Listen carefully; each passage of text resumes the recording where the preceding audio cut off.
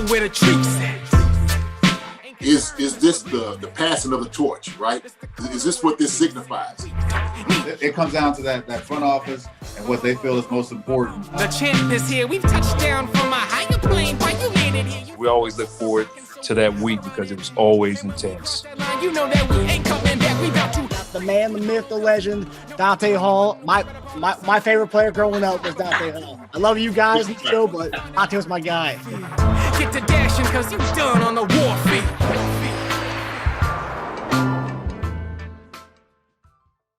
This episode of Chief Concerns is brought to you by BetOnline.AG. BetOnline is the fastest and easiest way to wager on all your favorite sports, contests, and events with first-to-market odds and lines. Find reviews and news for every league, including Major League Baseball, NFL, NBA, NHL, combat sports, esports, and even golf. BetOnline continues to be the top online resource for all your sports information, from live in-game betting, props, and futures. Head to BetOnline today or use your mobile device to join today and make your first sports bet. Use our promo code BELIEVE50, that's BLEAV50, to receive your 50% welcome bonus on your first deposit. BetOnline, where the game starts. Hey guys, welcome back to another episode of Chief Concerns. I'm Marcus Dash here with our tight end, Jason Dunn. JD, you got the headband on. You ready to go? Woo, what's up, baby? Yeah, I got this beautiful, sweet headband that came in, man. I appreciate it. Joker right here, man, looks good. Looks good, Marcus. You're ready to go out on Sunday and give us some help on the edges. Man, I'm ready to go out there tonight. That's what I'm trying to tell you. I'm ready to do it right now. And I might get out there and run in the dark. People can be wondering, like, what JD doing running up and down the street? My neighbors are going to think I'm crazy. Yeah, man, but I'm good. Yeah, everything is good, man. I just, we got to talk about this situation with this game this past Sunday. Losing to those kiddies up in Cincinnati. The Bengals or the Bungles, as some people call them. And we'll get this thing started. But I just wanted to say a piece, man, with this headband, man, it looks good. I really like it. I might be flossing this thing for a little while, man. I like it with the black and stuff. So those look nice. Yeah.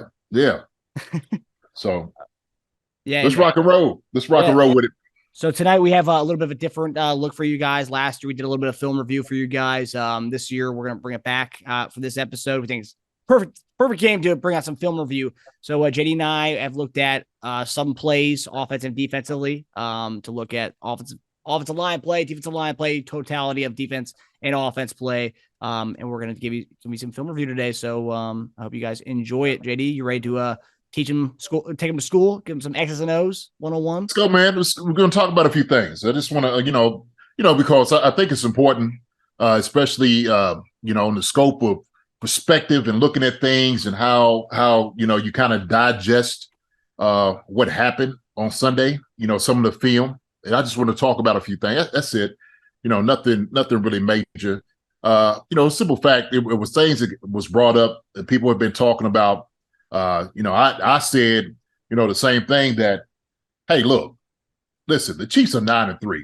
Okay. That's the reality of the situation. 9-3. We still got a great positioning in the AFC. Okay. That we really do. And so I didn't feel, that the sky's falling. I'm not really out for the doom and gloom.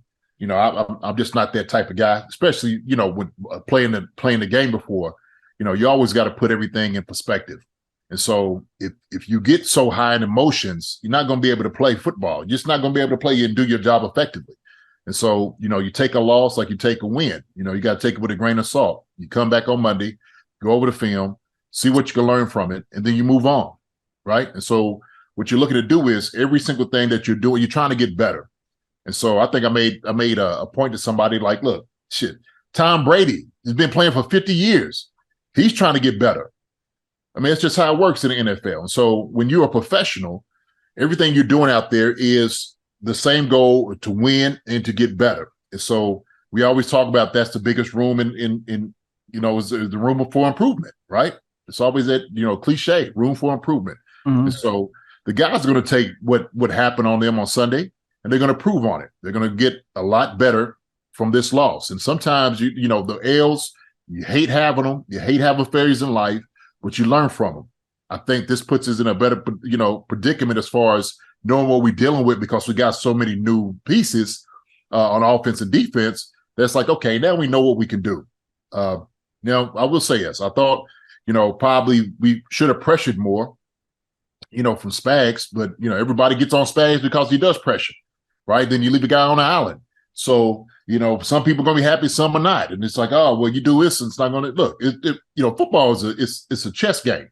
It's all about strategy and tactics. And so when you come out here, you're just hoping that you make more plays than the other guy. That's what it is. And so on Sunday, they just made more plays than we did. You know, we just wouldn't have the chance to go down there, opportunity to win the game we should have. And so that's how the outcome came. I mean, we were leading going into the fourth quarter, 24-17. I think people forget that. You know, the first two games, we was beating them handily, first halves. I think everybody forgot that. So I get these games right here is always going to be tight. They're always going to be close games with a team of that caliber. Cincinnati has a good football team. We know that. They got some great players on offense and defense. We understand that. And so I think we still got the nod. I know we still got the nod, coach-wise, and I think overall team-wise. Somebody was like, oh, I think they're a better team than we are. How? What indication do you have with that? If I'm going from top to bottom and looking at what we have in the scope of the team, Cincinnati's not a better team than we are. They just happen to win out toward the end. These things do happen, right? These things do happen. And so when we talk about any given Sunday, yeah, these do happen. We lost to the Colts. Was the Colts a better team? Yeah, I know. Right? So and look at them now. You know, they end up hiring an ESPN guy to be their head coach if 6 games later after we beat them. I mean, sometimes it doesn't make any sense. Well, you know, and that's what I'm saying. It's always going to be a tight game. It's going to be a tight. We know it's going to be one of those things. It's going to be a hard-fought game, okay, that you guys are taking swings at each other. Yeah. So when you have two teams that are playoff teams, you know, they went to the Super Bowl last year, you know, by beating us, but by the skin of their teeth did it happen. By the skin of their teeth. And I'm telling you, these guys are always just skating by, just getting by us. Yeah. And so everybody's like, oh, well, they ain't scared of the Chiefs. Well, shoot, I don't know what team would be scared. Why would you be scared? If you play in the NFL and you're scared of anybody on the other side, then you don't need to be in the league. We put it that way. I'll just be honest here, you know? And so, you know, every time I hear stuff, man, on you know, on Twitter and people talking, these talking heads, these chicken littles, right? And I'm just like, look, shoot, if you ain't no chicken little, then don't say nothing. You ain't got nothing to say. If you ain't that person, ain't got nothing to say then. Don't cry about it. Okay. Mm-hmm. But if you are a chicken little, you get offense to it, guess what? A hit dog will holler. So I guess that brick hit you, you know, whoever is sitting over here talking. But look, hey, everybody settle down. Middle of the week, got one on Sunday. The rest of the season looks fine. We should be able to run straight through the table. Okay, getting the guys healthy. Yeah, look, I'm not saying that there's no issues that we don't have, right? We know there's issues and holes that we maybe should have addressed earlier. Yeah. We didn't. We felt like we got away with it. You know, of course, it's like, should we, could we? Yeah, we should have. And now playing against a team like this, then you know it would definitely, that should have been something, a topic of importance. Yep. But hey, we got some help. We got some help coming in. Yep. We got some guys who are thirsty to play. Mm-hmm. So I'm looking at this, man. It's how it happens in the NFL. If guys ain't getting the job done, you're going to get replaced. Yep. That's how it works. That's just what it is. And so, you know, there's going to be some changes. I guarantee it. We see it already. We got some help coming in with Brandon Williams, that big joker. And, you know, he comes off the football. Ooh. We talked about defensive line. We talked about that was an issue. And I think because Saunders was playing really well, I still like him. I still like Saunders. But Williams gives you a different caliber on double teams. I mean, he comes off the football and he absolutely wrecks places. Hand placement, pushing guys in the backfield. That's how it has to happen. That's how it has to work. And he's a veteran presence. So he's been there before. And so that's going to help. It's going to help a whole lot in that defensive room, getting another veteran presence out there that could talk about what it means to be a champion in the Pro Bowl and all those different things. He's going to bring a little bit more fire.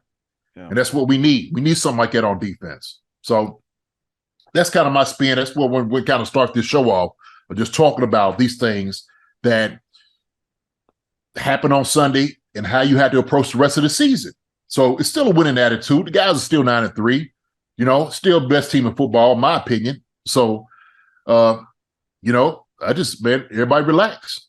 Yeah. You can be critical of them. I'm going to be critical of these guys. No doubt about it. We're going to hold them up to a standard. They're going to hold their standard up. That's another thing gets me upset. See, I keep talking. That's another thing. To think that you're more upset than the players are, them going in and care more is what really riles me up. See, because it's just not a job to us. It's just not about getting a check.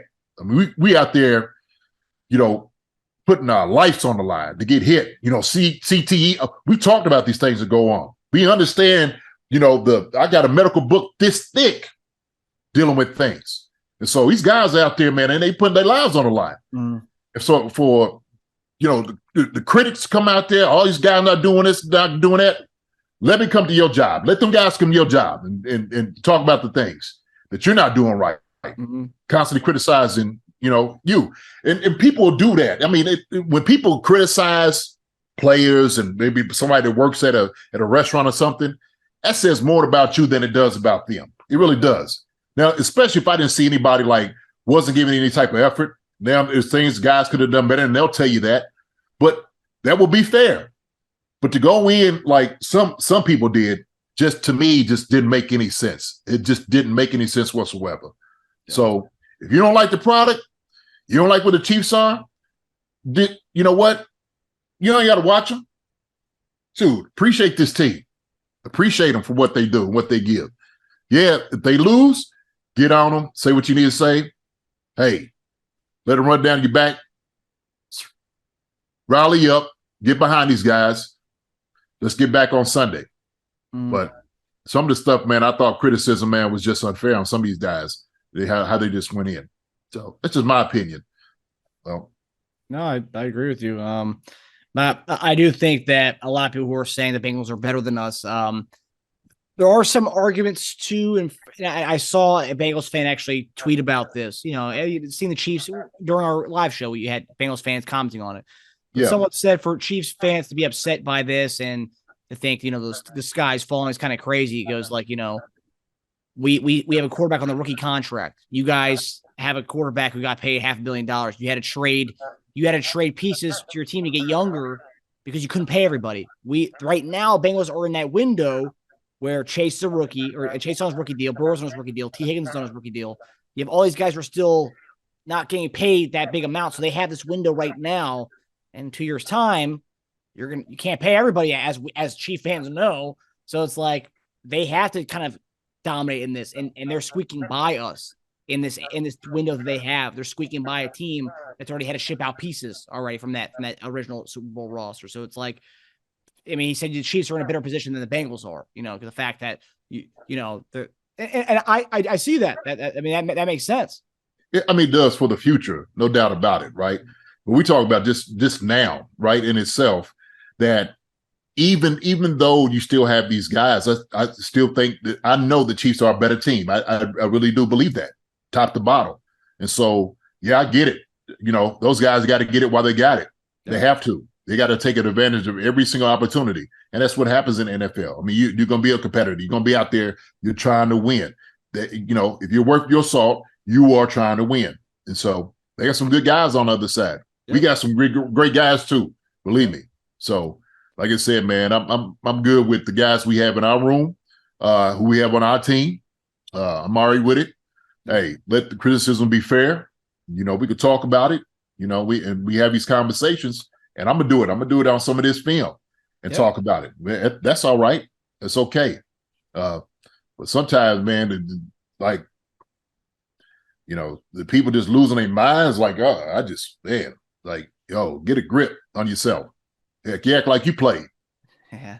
Well, it's funny because you have people who say the players play like they don't care, but then you also have the same people who make fun of the players who go online to defend themselves on Twitter, which, I see that, right? Like, players shouldn't care what fans have to say, but at the end of the day, it doesn't show it kind of contradicts what they have to say, because apparently that player doesn't care about his play on the field, but yet he's going on Twitter to defend himself. So obviously the guy does care.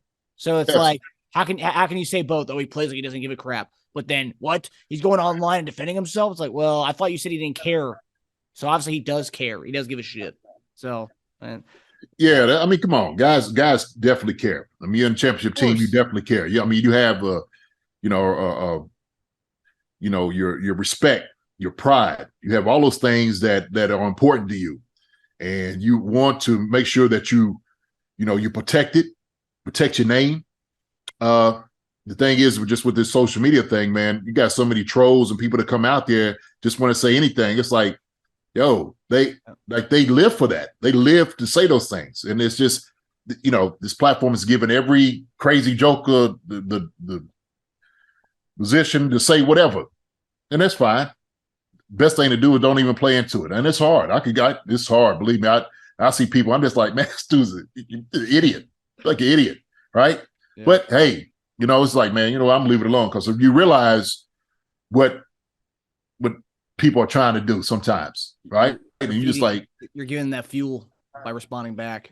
Yeah, just just look, and it's best to just leave it alone. It's best to just and let your play go out there on the field and let your play do all the talking. Mm-hmm. And I think it's what kind of everybody was alluding to, like Justin Reed and what he was talking about and what he said. Hey, man, listen, look, people are out there talking smack, talking all day long. Doesn't matter if the locker room, doesn't matter if it's in the bulletin board material. The game ain't played in the media. The game's played out there on the football field. The physical aspect of it. That's where it's played at. Like talk about taking your neck off. That's what we talk about. Like running through somebody's, jugular, trying to put you 6 feet under. I mean, it's just one of those, in a good way, right? I'm just, I want to say that because I got kids and but it's good. It's competition. Yeah. It's competition. You want to win. And so it's going to be hard hits. It's going to be some brutal plays out there. And so why fight a guy that's on the couch talking about you should have done this better? Yeah. What's the point? Right? Before we look at the film, since you mentioned Justin Reed, you were on Twitter yesterday kind of, talking with fans about, him going on Twitter. So yesterday he doubled down on it. And I'm sure you saw that he doubled down on what he had said before the game, even though after the game, he said in an interview that he said he apologized to, what's his name? Hurst. Hurst. Yeah. He apologized to Hurst for not remembering his name and stuff. But he tweeted yesterday, unpopular opinion. We lost, but I was still right. Cry about it. How do you take that?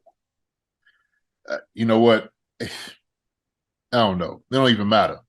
I lost the game. So here's the thing. And this is what somebody was telling me, because I'd never seen the initial thing, what it was said, and him doubling it down, and somebody said on Twitter what it was. And I read it and I'm just like, okay, what does that mean? And so I think you were talking about Pro Football Focus focused him on, rated him on whatever, right? Look, you start getting into those things, just that's another thing. Do not play into that. Don't defend yourself. You don't need to. Okay. Just go out there and just go play ball. Okay. That's it. But he has the right to say whatever you want to say. Yeah. Hey, he knows what he's saying. If that's what it has to do with it, then that's what it has to do with it, right? Yeah. Go out there and show your play. Make everybody else around there better. Okay. But you keep playing your game. You keep playing harder. Matter of fact, shoot, you grade out even better than that next time. Okay. But when you're measuring these things, there's a lot of different measurements. Film don't lie on a lot of different things. And if somebody's sitting there saying, oh, well, you might have had this, but there's some other things you could have got better with. And I know he feels that way too. Mm-hmm. But I think it just goes and playing it to the whole media thing, man. You just, it's hard, man. You just got to back away. It is hard. Like, yeah, put the phone, put it down, put it down. Just back away. Hey, go play ball. It's this day and age, though. It's tough. Yeah. Tough. Yeah. Back in your day, you could step away from them altogether. As soon as the press leaves the locker room, that's it. That's pretty much it. Yeah, I mean, you got you talk radio, but like that was That's pretty much it. Hey man, look, I came from Philly. It was I'm telling you, it was when it came out to Kansas City, man, it was light. It was like I was like, man, is this how markets really are? Because that hey, up there is crazy. But most fans, I'm gonna say probably 99.9% of the Chiefs fan are great people, great fans, love them to death. There's gonna be some idiots that come out and say whatever, right? And oh my gosh, and okay, you strap up. How about you come on out here? Okay, put your chin strap, do what you need to do to come out here, then be that. Yeah. But players love the fans. They do. They love to interact with the fans out here. Some ones that, that come in and make it like it's just the bad taste of it. Yeah. Kansas City got the best fans in the world, no doubt about it. Okay. So you don't have to look at a few of them that come out there and say whatever, and they're going to be nitpicky on a lot of different things. And I mean, things get slanted a particular way, and that's the ones you just need to what you see what the agenda is, what people say, man, just leave it alone. Yeah, don't even fool with it. Yeah, love the ones that love you, right? And then the ones that don't like you, you just be nice and like, hey, look, you know what? Hey, got it, understand it. Yeah. But in regards to Justin Reed, in coverage against the Bengals, 37 coverage snaps, 1 target, and 0 receptions. So maybe that's what he was talking about as far as he was right. But, okay. Well, he might have been right on that, but that film don't lie on a couple of things, though, too. Yeah. Okay? Great segue for our film review now. So right now we're going to take a deep dive into the defense. We have a couple plays that JD has cherry-picked for us to look at. So we're gonna take a deep dive now. So the first attempt, this is the first series, right? So this right here, it's vital. I cannot overstate how important it is for whatever team that comes out has to set the tone. If you have a return the ball as hard as you can go, block the guys as much as you can. Same thing on offense. You get the ball first. You are there to set. You are the tone setter for the game. You are the tone setter for the game, right? The thing is, defense comes out, right? Yeah, there's been noise talked and all of this and out here, right? Guess what? You go out there and you send a message. It's got to be a tone-setting day. That's what it is. They beat us twice. Hey, guess what? Everybody understands that. Everybody in the stadium area, Kansas City, everybody in the United States, everybody who watches the game understands that. Now it's time to go ahead and make a statement.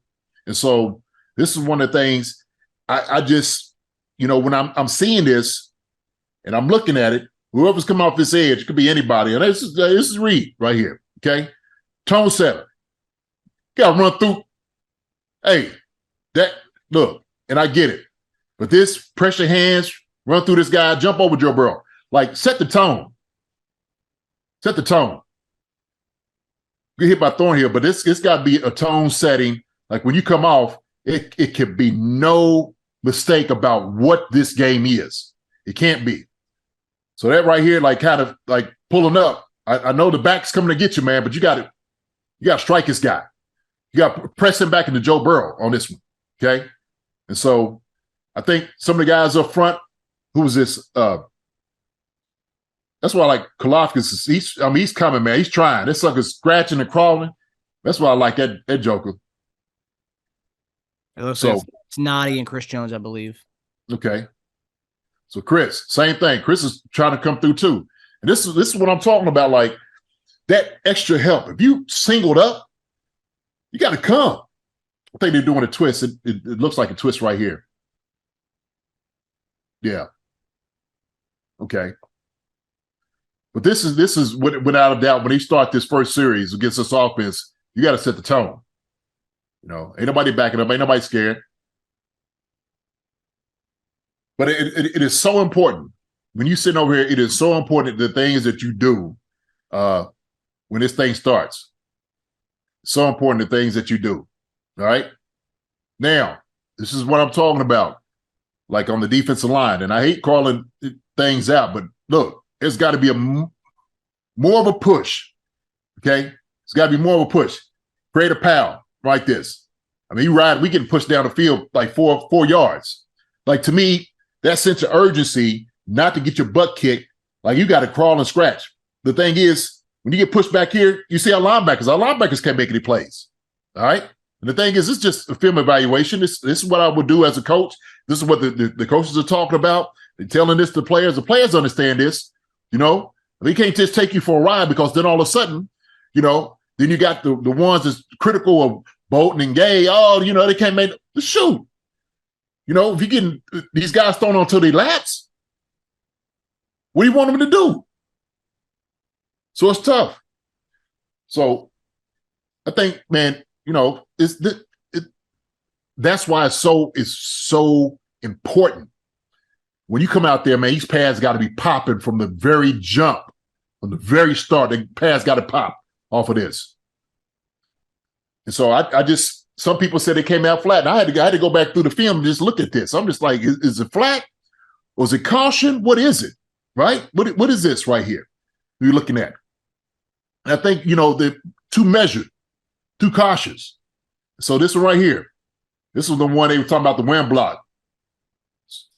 Samjay Piran, okay, who's been playing excellent ball for them, all right, runs this off the wham. Reed's supposed to come up here and smack him, take his face mask off on this one. Mano a mano coming up. And this is the thing I think people would, kind of being critical about, like, man, if you're talking this noise, you got to come up here and you got to back it up. This right here, don't pit pat it, come up here, hit this joker. You see it. You see how the hole opens up.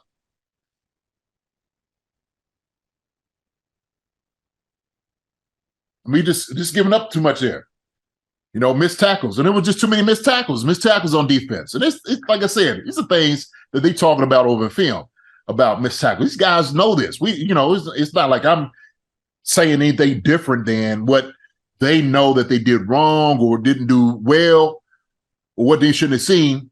But this is some of the things, like when you're playing against a team like this, I don't care if it's big, I don't care who it is. The Broncos next week, it's got to be a tone setter. So if you're playing Piccadilly High School, Sister Mary's of the Poor, I don't care who it is. This sucker runs through here like that. Some days a good back. He is. But that sucker right there he's got to meet this moment. He's got to know. But before, I just have a question. Before Reed even has a chance to get to him, I mean, that's a clear hole. I mean, even if Reed does get him, he's 7 yards untouched before Reed gets there. I mean, are you seeing anything up front that's kind of concerning here? I mean, it's a wham block. Chris ain't seeing this block. That's those blocks, those whams from tight ends. That's the only time you get to catch a deep in the tackle not looking. Big Gilbert from Green Bay. I had to do a wham block on that joker, man. He just happened to catch me out of the corner of his eye, seen it at the last minute. And I was able to stall and hit that big joker. He was a little bowling ball. Tough. But you catch a defensive tackle not looking, hey, man. Yeah, that's an attaboy for that tight end blocking Chris on that one, because he'll never have another time to catch Chris like that. I promise you. But this, like from 7 yards deep, I mean, this, man. Rough. That has to be come in. Pop, pop, pop. I'm talking about lighten him up. Lighten him up. That's what that is. That's all. And I know Reed wants this one back. I know he wants it back. I know he probably looked on film like, man, I should have took his sucker's face mask off. I should have put him over in the front seat. Had him calling for his mama or something.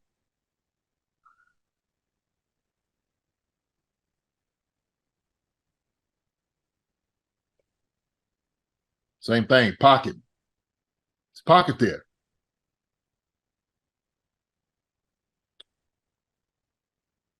And they doing all the little throw the ball and first, all right, get it. Okay. What did you make of Chris Jones's play? Because he got a lot of fans are all over Chris Jones's business about his lack of.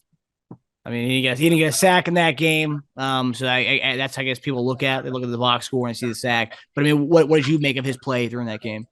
Man, the one that you can't let beat you is 95. They double teaming, they making sure he doesn't get back there.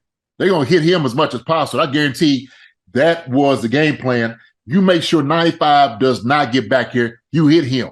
You leave the onus on everybody else around him on the defensive line to make the plays. That's what I would do. That would be my coaching philosophy. 95 can't beat us. Anytime we see him, we're gonna make sure we double team or put an extra hat and hands on this guy. But let everybody else around him, let them be the one to beat us. Right? I mean, Chris Jones is a star in there at defensive tackle. He can't do everything though up on defensive line. You know, Dunlap was coming. He was playing hard.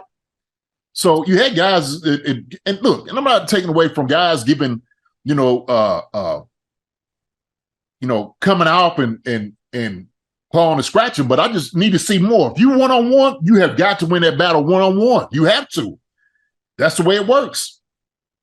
That's the way it works. If not, a talented quarterback like Joe Burrow, he's gonna pick you apart. He's gonna pick you apart, man. That's how it works. So, I don't care who it is. Sure, it could have been Baker Mayfield. Give him a little, window. That's all good. He'll throw the ball in there. Shoot, third string quarterback could do that. I know I say Baker. Baker getting a whole lot of flack right now. Poor guy. He getting a whole lot of flack right now. Same thing. I mean, Chris is he's coming through two every time, man. He's coming through two guys every time. That'll wear you down. That's they beat him up, wear him down.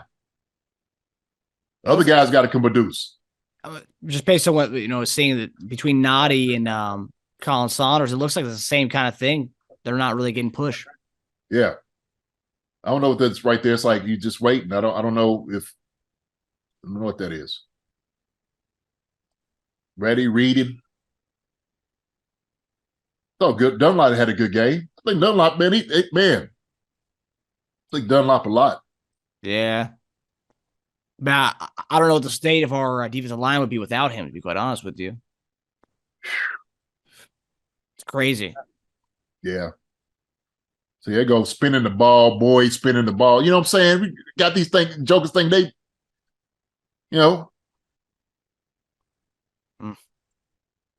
That's the thing that just infuriates me when I'm sitting there and I'm watching how I said it's never really anything about what they did. It's about what we didn't do. What we did. Well, it's Justin Reed there. Good read, yeah. No, Reed. Look.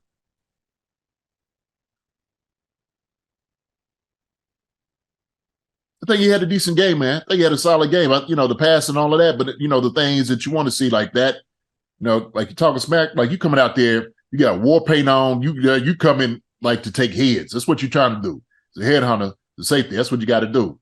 And so he's got that, man. He has that about him. No doubt about it. It's a good play. Yeah.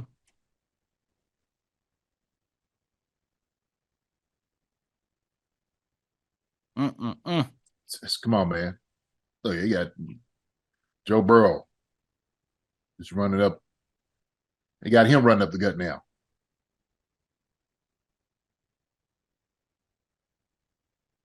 Yeah, that was a designed run, right? Yeah.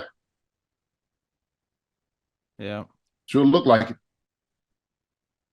That's like a Cam Newton play right there. They felt comfortable running with Burrow. Yeah, they double team, No, they double teaming it. Yeah. Design play for sure. And they getting push, right? Getting push. Yeah. Hold on to Chris, hold on to him. Let everybody else around you beat you. Double team that guy, D tackle, get him on across, on top of the linebacker so they can't make any plays. Push him in the back there, touchdown.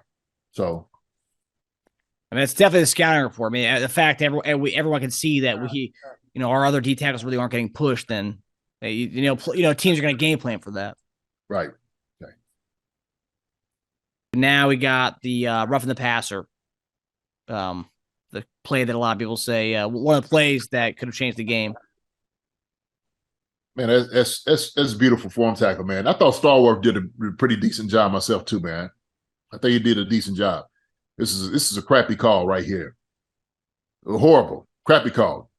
Joe Burrow's going forward. You know, he's all into him.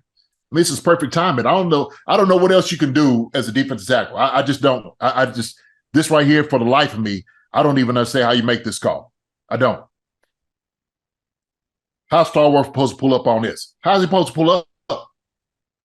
Yeah, and he didn't drive him to the ground. There's no shoulder of him driving him to the ground. He's like kind of laying on him and he rolls off. Man's carrying 300-something pounds with him. What do you want him to do? Yeah. He's already on his tip of toes going. He, in a sense, he would almost have to hurt himself not to land on Joe Burrow. Now, you ask this man to pull an ACL, just try not to land on him because of these ridiculous rules they have for the quarterbacks. It's crazy. It's a terrible call. It's a booty call right there, man. Yeah, two of them. Two of them on this drive. That's what helped them out on this drive. Two of them on this drive. There's at one against McDuffie, too. We got the interception. Mm-hmm. Terrible call. Yeah. Bad call. And for those that don't know, Taylor Starworth is now being signed by the Houston Texans. We just waived him yesterday. And hopefully we'll be bringing up the guy we talked about, Brandon Williams, to maybe change the culture of this defensive line going forward. We'll be able to talk about that a little more later. Yeah. But I believe what we have here. Oh, we got Joe Burrow looking like Randall Cunningham here. This is what he takes the. Yeah, I just wow.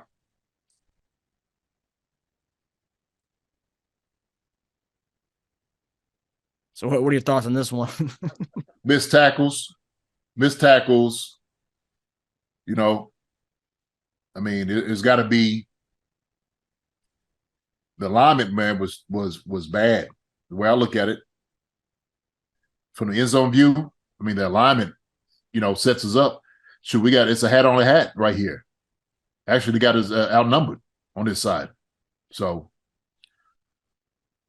it's tough. It's tough. But see, when you got that, like the two guys hitting you, one's trying to come off, you either hold that guy so it don't get to your linebacker, you got to do something. Well, you got to make sure you press that guy and come off at block and make that tackle. And Joe Burrow, like it, he's supposed to make that joker pay. Yeah, what happened with Willie Gay here? Did he whiff on that tackle? I mean, right here when he comes across the screen right there. He just missed him. Yeah. Steve missed him too. I bring his feet. Oh, no. Wow. That's just, man, it's just got to be that. It's got to be that killer instinct the whole game. And those guys know it. So, and this is the hold on McDuffie here. Big time game changing play. It's the all 20. This is the up top view. You can kind of see a slight little grab there. Yeah, that's a ticky tack call right there, man. The flag comes out late. That's what I know for watching. You see the flag come out way late. Yeah. I mean, Juan Thornhill was already, he done turned around. He done made two moves and already on the sideline before the flag comes out. So let's see here. So he grabs him right about there. 1, 2, 3. About 3.5 seconds. Yeah, man. It's just it's like whatever, man. I mean, that was a game-changing call right there. We get that interception, we take it down with the 5-yard line. I mean, man. I mean, yeah, these things are going to happen, man. I mean, the 5-yard line, we're going there to go score, right? So, yeah, man, this is what you kind of see. I mean, that's what it's so important, man, that you set the tone for the game. If offense came out there first, they got to set the tone. You got to go down and get a score. That's how it is. And so when you're playing, especially in a hostile environment, supposed jungle up there in Cincinnati, that you can't accept anything or push back from anything. Like everything's got to be 100 miles an hour.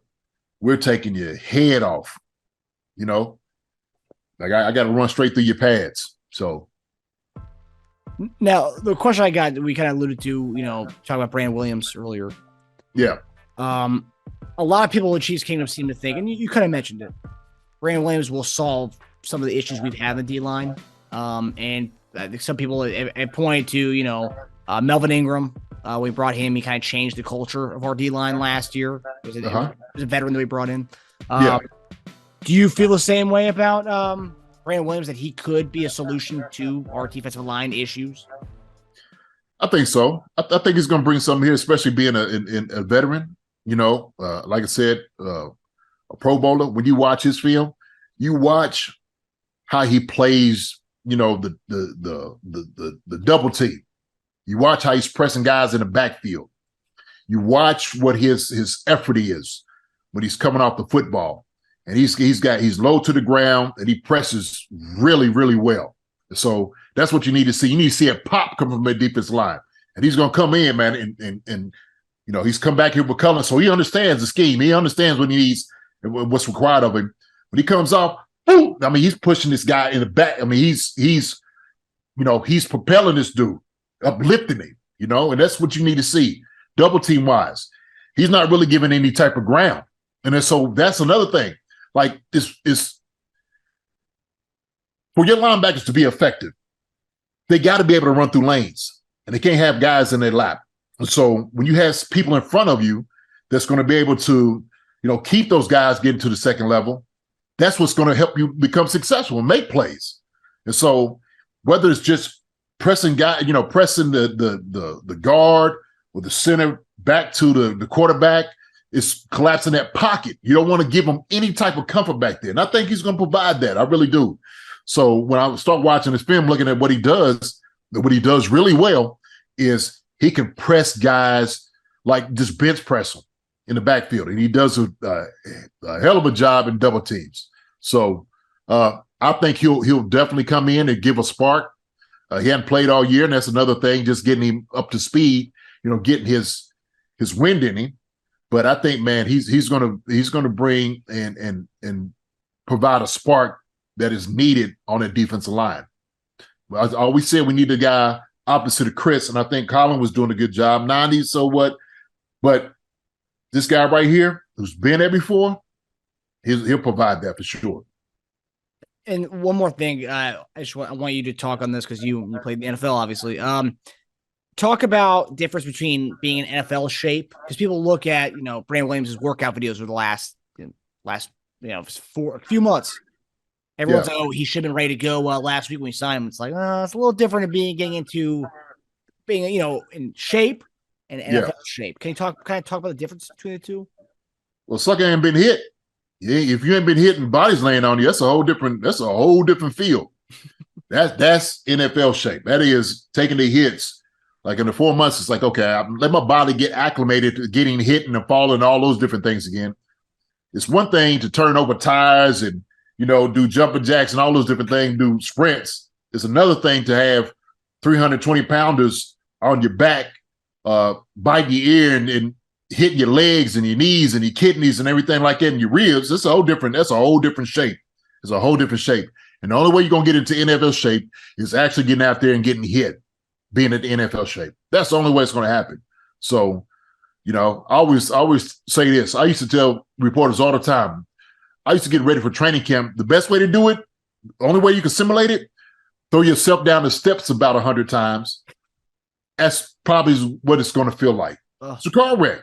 And so when you're piling and bodies and stuff like that, it's going to take maybe a week or two just to, okay, man, I know what that feels like, right? If I ain't been hit, in a few months, I just need to get that initial hit, get that rust up off of me, and I'm gonna be fine. So, hey, if we felt like we didn't need him, then that's just how they felt. Okay. Now, in hindsight, we look at it like, well, shoot, yeah, we definitely could have used it, no doubt about it. But he's here now, so hey, he's here. Yep. So that's what matters moving forward. Yep. And with the releasing of Stallworth, it probably lends a hand to maybe him being active this weekend and elevated to the active 53-man roster. So hopefully we'll see. We'll Right. see. Right.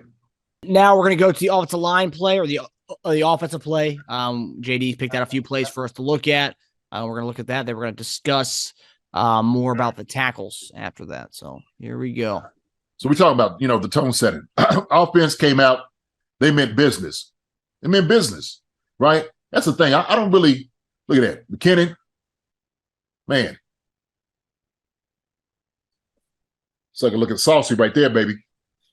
Number one was Rock toting that rock. Him and Pacheco both. Both of them jokers look good.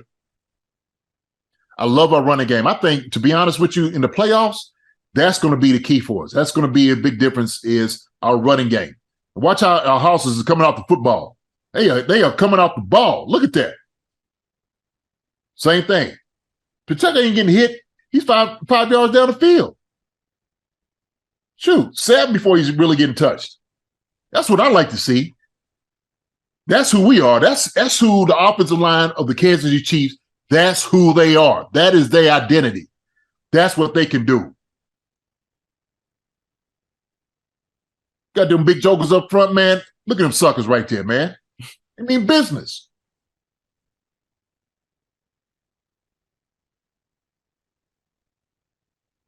We ain't quite built for speed, man. We built for power. We can do speed. We built for power. That's for sure. So we go 2 plays. We get positive yards. I think 8 yards and 9 yards on two plays. 2nd and 3. Me, personally, I would have ran it right here. Why not?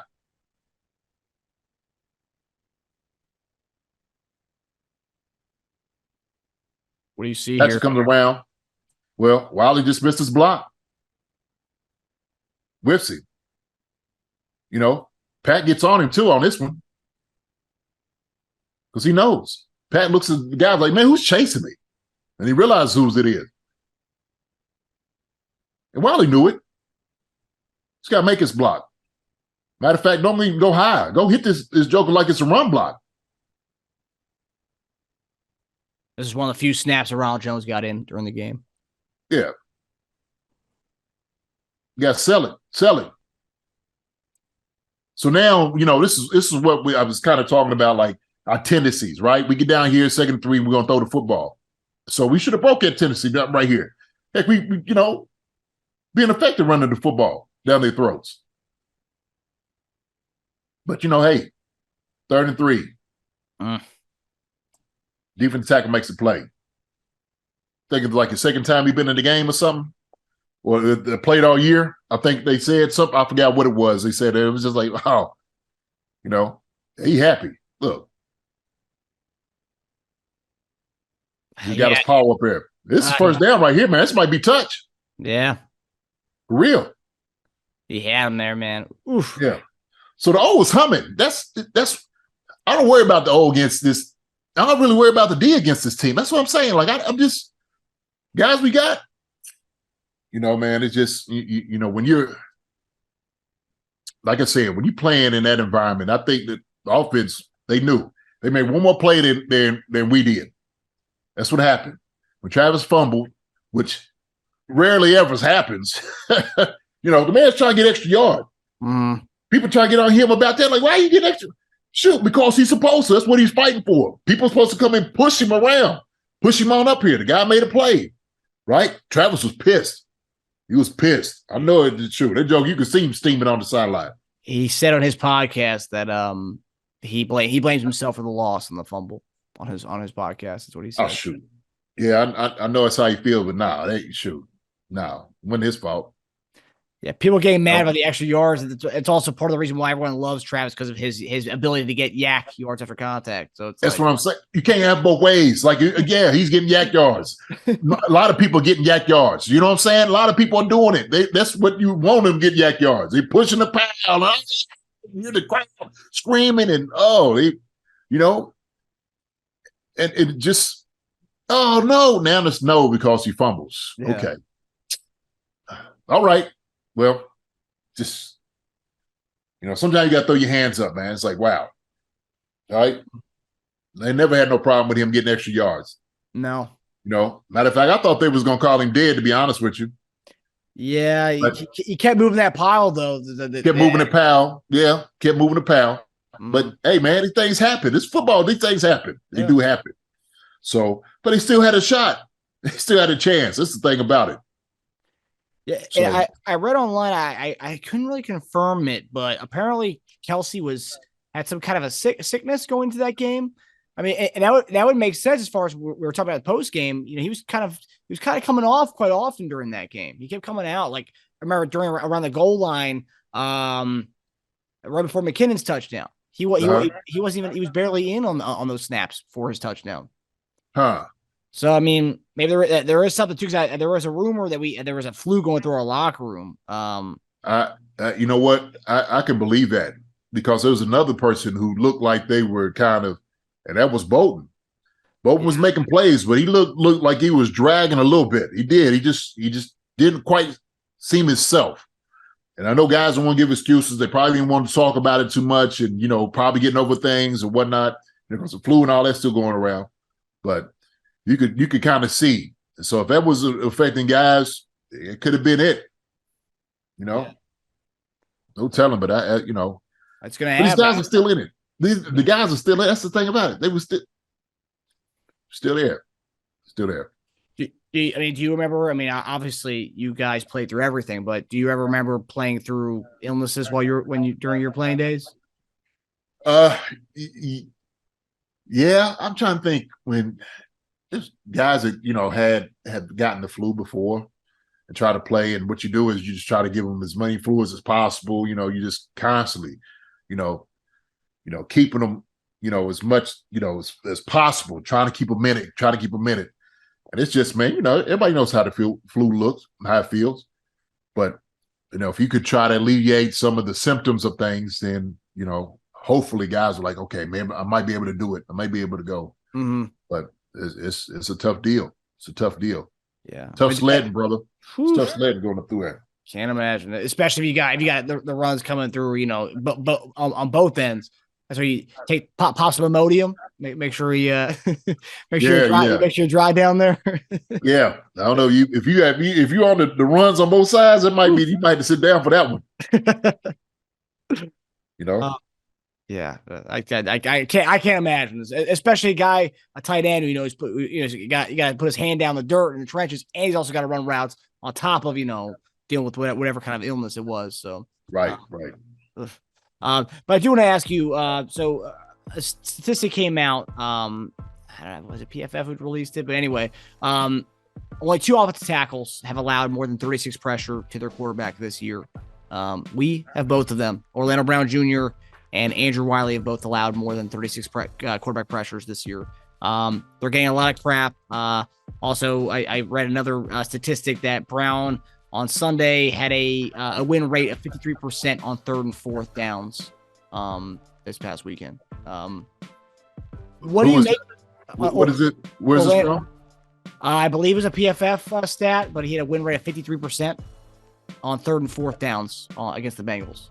And the pressures is the same thing? Yeah, the pressure was also a PFF statistic, I believe. But it's being shared a lot by a lot of people on that. What do you make of these numbers? And when you hear that we have the only 2 tackles who have allowed more than 36 QB pressures this year?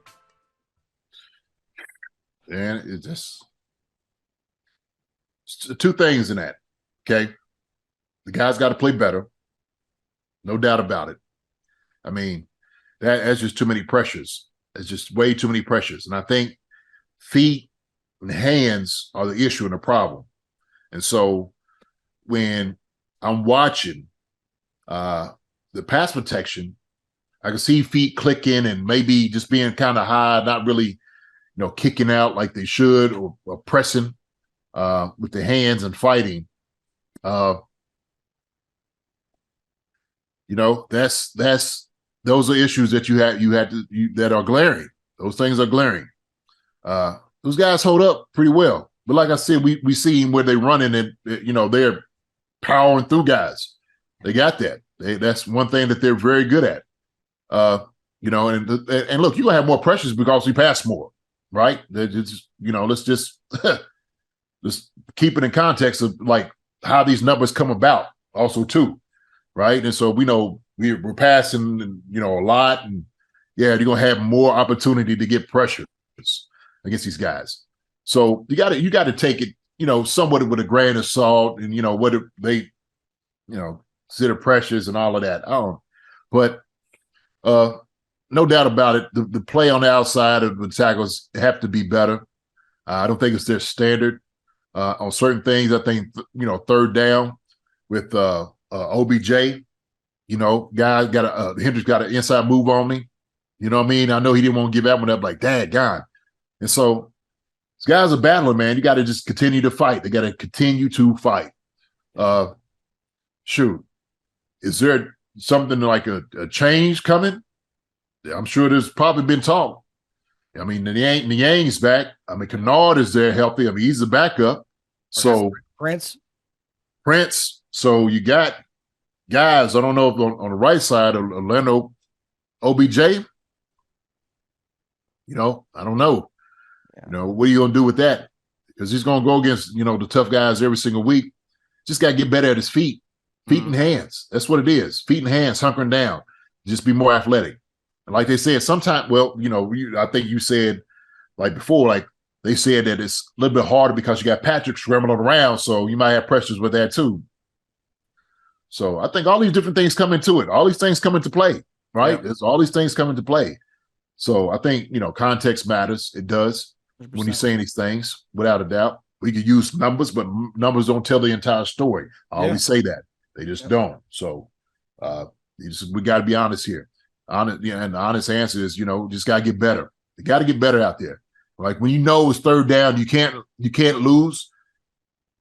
Daggone it. Do everything you have to make sure you don't lose that battle. Mm-hmm. So even if it's help from McKinnon or that back to be on the outside, you can sit up inside a little bit better because you have help. Shoot, fine. Do that for you. Yeah. So, and I think for me, Wylie, it's not so surprising. I mean, Wylie's, he's not a starting right tackle. I mean, he's a reserve guy.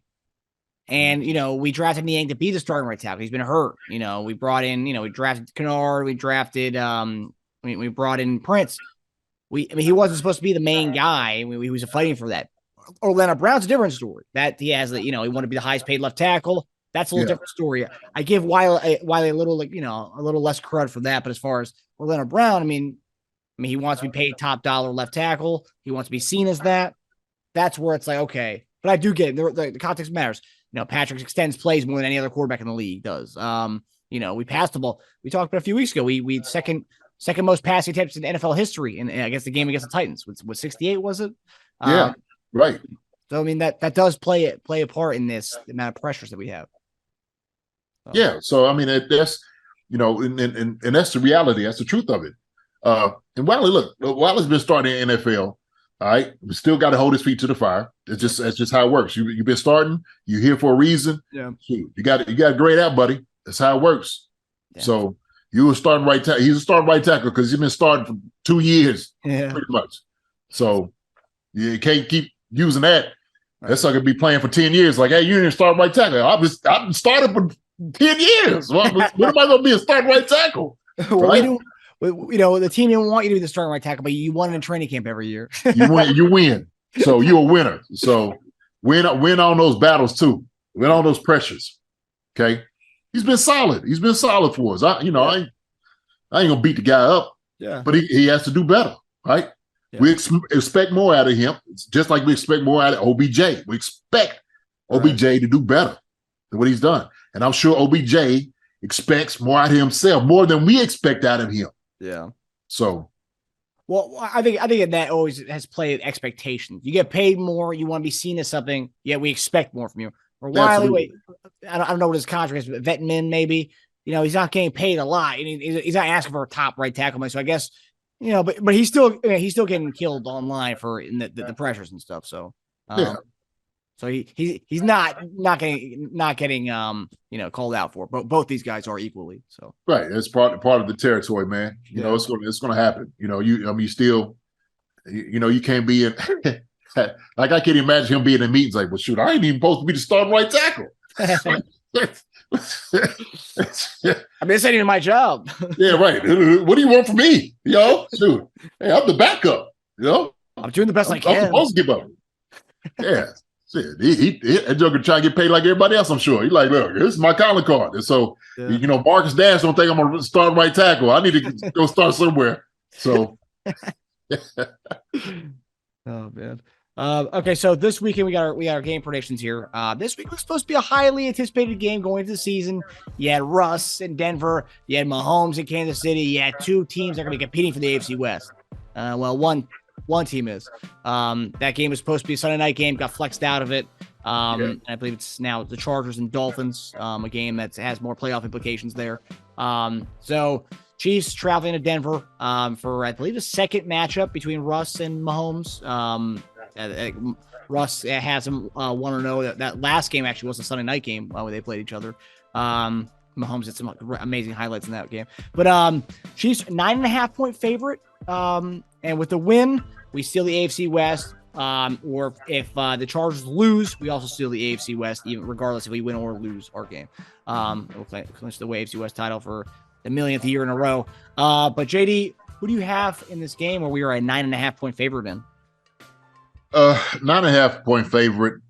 To be honest, I think this is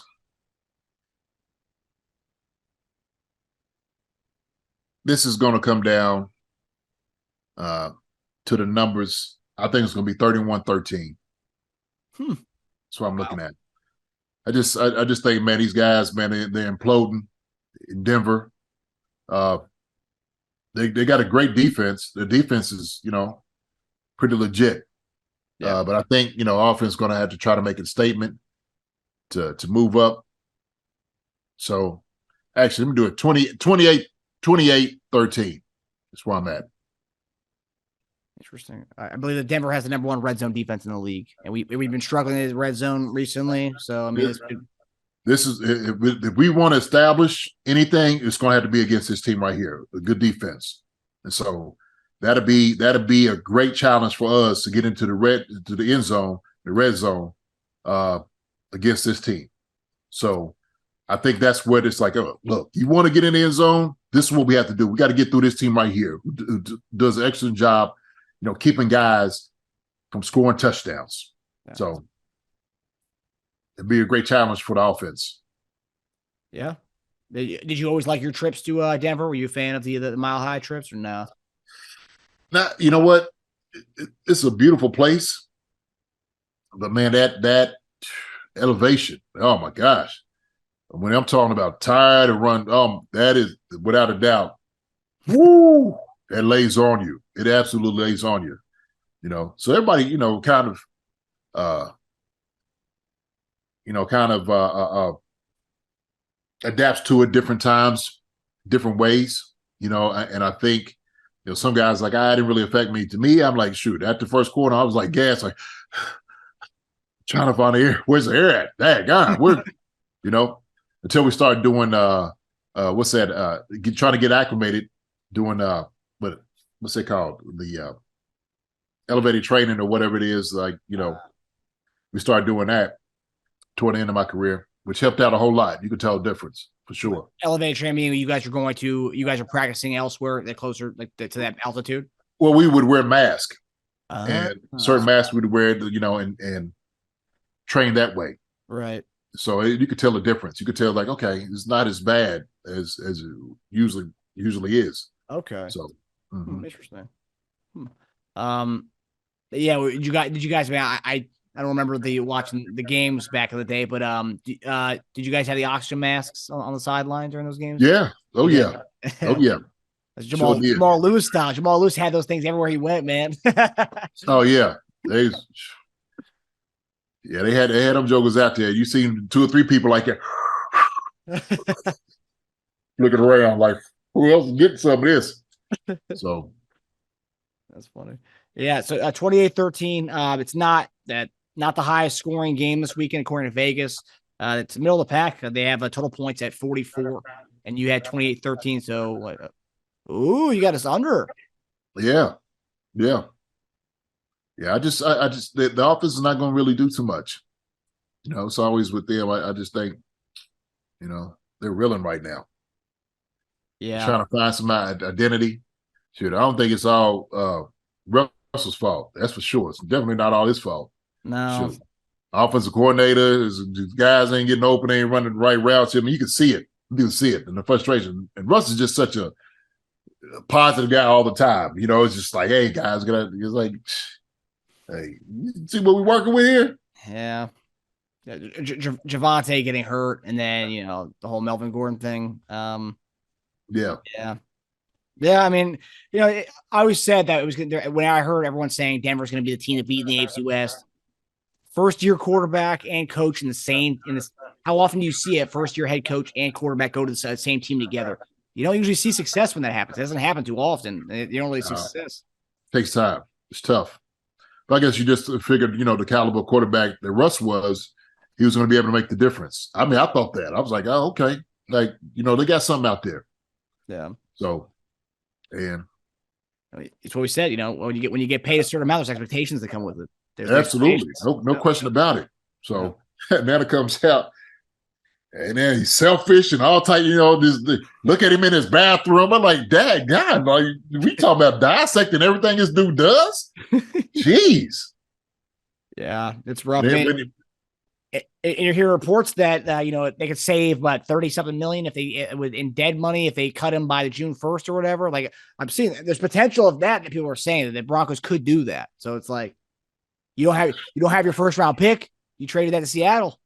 I mean, yeah, I don't too. You stepped in this one. The thing is, full off season, maybe with these guys, maybe they could turn into something. So, yeah, it's not looking good in Denver, but that's one less team for us to worry about. Right, we cannot overlook these guys. No. Especially the defense. I mean, that's a good defense. That's why Broncos fans are so pissed off. It's like, if you even had like an average offense, that team could sneak into the playoffs in a wild card spot. But they're so bad on offense. Right. Yeah, I think they put him in some bad predicaments, man. Positions. He's getting hit a lot too. They O-line is. Yeah. But that was the thing, though. Seattle, when Russ was when last few years when he hasn't been looking good, they blamed it on the O-line up there. Geno Smith takes over that same O-line. Geno Smith's looking all right, and then he comes to Denver. He's going to have a good. I don't know. Out of the frying pan into the fire. Yeah. Good for Geno though, for him taking over. Doing some of that starting gig. Yeah, he's doing some good things up there, man. I'm happy for Geno. Yeah, so it's always good to see some of these veterans resurrect their careers. 100%. For guys, especially guys who especially in New York, roll through the mud in the media. I mean, and like he's been scared. I mean, a lot of these guys have, but especially when you're in New York and you are starting, quarterback and a high pick. I mean, you get scared if you don't meet those expectations. So right. They're gonna torch you up here in New York. So. Oof.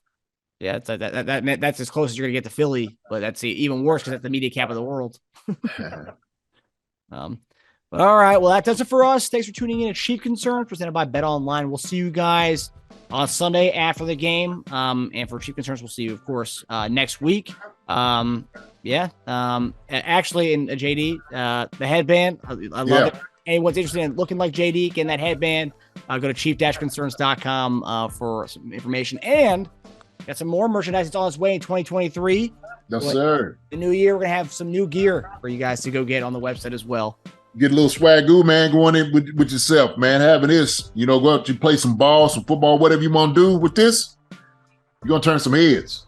Mm-hmm. Man, where you get that at? Yeah. Chief Concerns, baby. Yes, sir. Go to the gym sporting your favorite podcast. There you go. That's right. All right. We'll see you guys next time.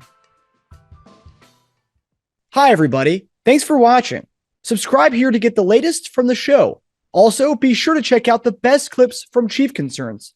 And if you prefer to listen to the show, subscribe and follow us on Apple Podcasts, Spotify, and anywhere else you get your podcasts.